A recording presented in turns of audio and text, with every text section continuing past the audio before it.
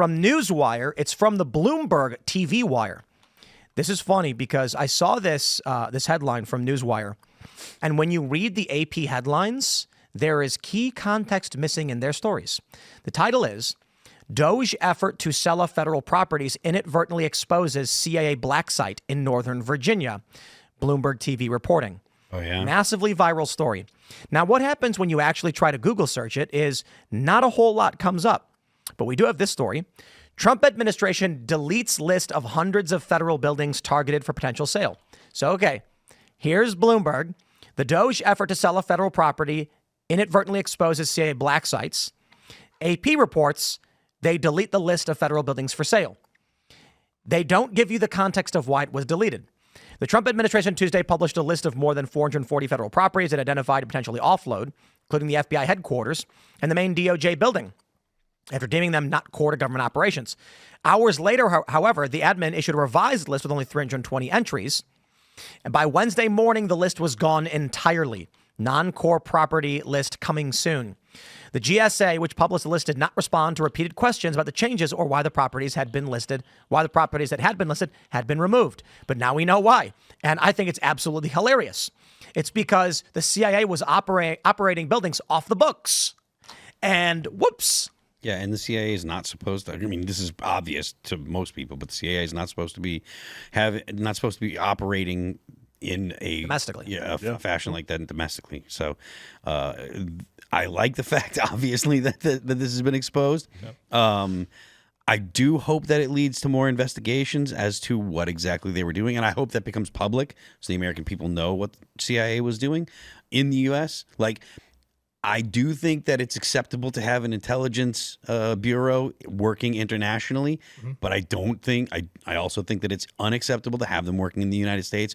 There is an FBI for that reason, for when it comes to federal crimes, which there should actually be few federal crimes, in my opinion. There shouldn't be a lot of crimes that the federal government actually investigates, kidnapping, those kind of things. You know, maybe interstate drug trafficking or international drug trafficking, etc. But otherwise, there shouldn't be a lot of crimes that the feds actually have to investigate, because that's what we have states for. That's why we have state police. That's why we have municipal police. There are multiple police agencies. The federal government doesn't need all the policing agencies that it has. And furthermore, things like the EPA don't need an actual police force. Right? That's what the FBI is for. You don't need to have a federal police force for for HUD. Yeah. But every organ, they all do. I mean, the FDA has police force. That's why they have SWAT teams that kick in the doors of people that are selling raw milk. Chicken police. The IRS has police force too. Yeah, I think. All these federal agencies have some sort of police force. My question: what exactly is a black site? Is that kind of like one of those places where it means off the books? It's just off the books. That's pretty much all it is. Yeah. Okay. So activities are untracked by actual federal spending and things like that. But the bigger thing, please, sorry. No, it also means there's not going to be oversight. Yeah. Right. Okay. So it's pretty straightforward. As I was saying, when you talked about the first response on the article on the other X post, the funny thing to me is, like, on this one, the first response should be, why is the CIA operating domestically? That should be the response from the American people. Absolutely. But instead, if you go to that Twitter post, the first response is, how can they just sell our property? It's like, how are you that delusional? Like, it was like, I look at it the same way I look at when Edward Snowden came out and told everybody. I expected the response to be, how dare they spy on us and violate our constitutional rights? The other one is, the actual response was, why did you give this young guy access to this information? Like, I was like, that's insane. I would like to ask this person, Anja, ma'am, do you think that you are CIA?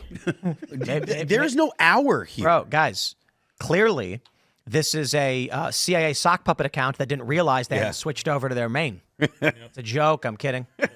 But the CIA is probably running sock puppets from that office. Who knows? Yeah. probably. But one of the smartest things that Elon Musk did was when he said, we're going to make it so that non-verified accounts don't get seen.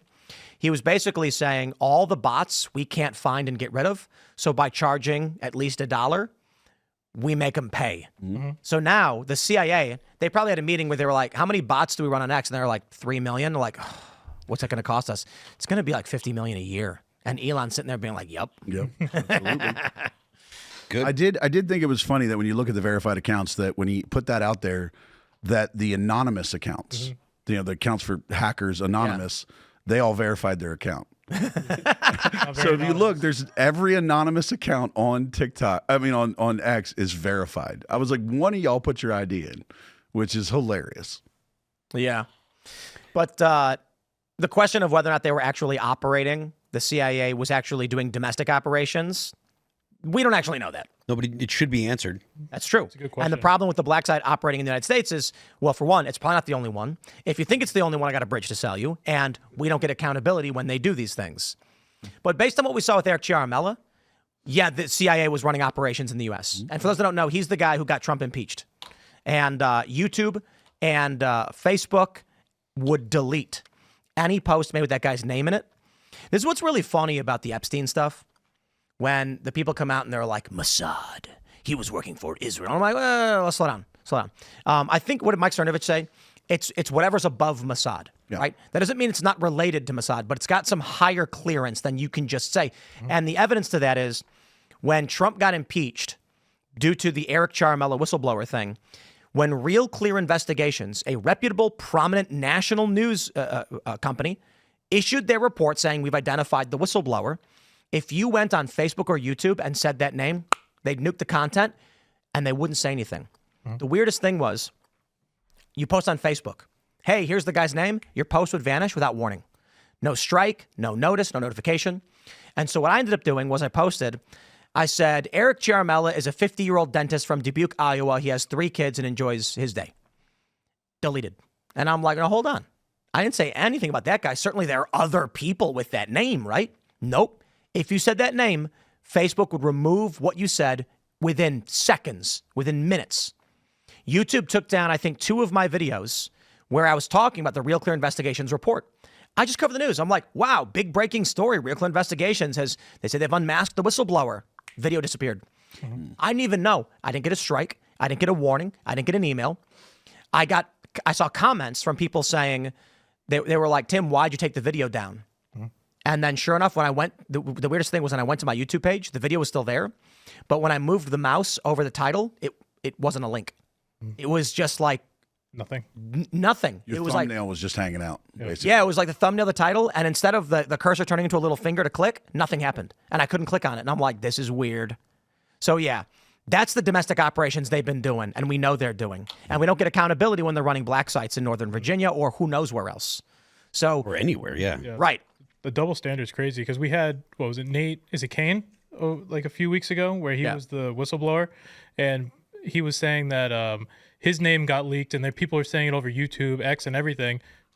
No reaction like that, because rules for thee, but not for me. Oh yeah, the CIA, they protect their people. So it's just the double standards. Just I gotta say though, I'd love to see the internal documents because Twitter wasn't doing this. Twitter allowed you to talk about it. Okay. I'd love to see the internal documents from Facebook when this was going on, why they were taking these things down. And Zuckerberg, remember when he went on Rogan and he was like, we made a lot of mistakes and we're changing and we're going to do things right. I'd like to see any human being sitting across from him at that point be like, tell me why you took down all the posts related to Eric Ciaramella. Tell me why. It's really funny because for a while we didn't know if they lifted the auto ban on his name. And then Jack Posobiec was on the show, and it was like a year later or 2 years later. And then he said it, and then we all looked at each other, and we were like, they're going to ban us? Now it's just like, bro, there's no rule against saying Eric Ciaramella. If they want to take the live show off the air with 50,000 people watching because we broke no rules, I don't know what to tell you, man. Let the world see exactly how the CIA operates in this country. But I will say, outside of this, there's some things I can't talk too much about, because confidential sources talking on background can't say too much. But let me just say, with the moves Trump has made against the deep state, largely with the reforming or attempted reforming currently of the FBI, the stuff I'm already hearing is wild. And I'll give you one example. The case against James O'Keefe related to Ashley Biden's diary evaporated overnight. I think we're going to start to see the exposing of the criminal weaponization of government against private citizens. So it's going to get rowdy. But see, here's what worries me about that. We did that already, right? We knew, like, we had multiple people come out and tell us, hey, by the way, the United States government is violating your constitutional rights. They're digging into your email. They're digging into your phone calls. They're observing all the stuff they're not allowed to. And our response was, the American people's was to say, hey, that guy that told us that dude's a criminal. And it was like, and I hope the American people have evolved to a point where we recognize that was a bad idea. This is going to be formal documents coming from, declassifications. Trump says he wants to put out the documents on the attempted assassination, reveal these things to the public. And I think not that I believe Pam Bondi or Kash Patel want to be overly transparent. I know that there's a narrative about that, but that in this regard, the transparency we seek benefits them, and that's why you're likely to get it. So Epstein files, I don't know. Honestly, they probably were destroyed a long time ago. But weaponization documents currently within the FBI New York office, in the attorney's office at the Southern District of New York, it is within the agenda and interest of the Trump administration, Kash Patel and Pam Bondi, that we get transparency on all of those things. If it was perhaps information pertaining to a Trump operation, in the Middle East that could spark war or something that was related to the extraction of U.S. personnel, who knows? They're not going to just reveal this information. If there's information pertaining to drug cartels and, someone gets shot and killed, they're not going to release this information. They're going to be like, these are ongoing things. But the weaponization, all the stuff we're deeply concerned about, fortunately for us, we're all aligned. Yeah. What Kash Patel wants is exactly what the people want. And so that's what you vote for. I mean, hopefully that it continues. I mean, so far we are getting what we want. Hopefully that continues. I think we'll be. I think I was pleasantly surprised. I thought it was going to be I called it a marginally good presidency. I said, Trump showed us that in his first term, it was marginally good. He had a lot of bad people. There was some bad policy, but it was a net positive. I think it'd largely be the same. Then sure enough, in the first month, Trump is basically just nuclear bomb after nuclear bomb. Scorched earth. Exceeding all expectations. I think it will taper off to a certain degree in some ways, but I don't know the volume gets turned down from here. What I mean to say is right now we're seeing this parabolic curve where it's just getting crazier every day. The Democrats are losing their minds.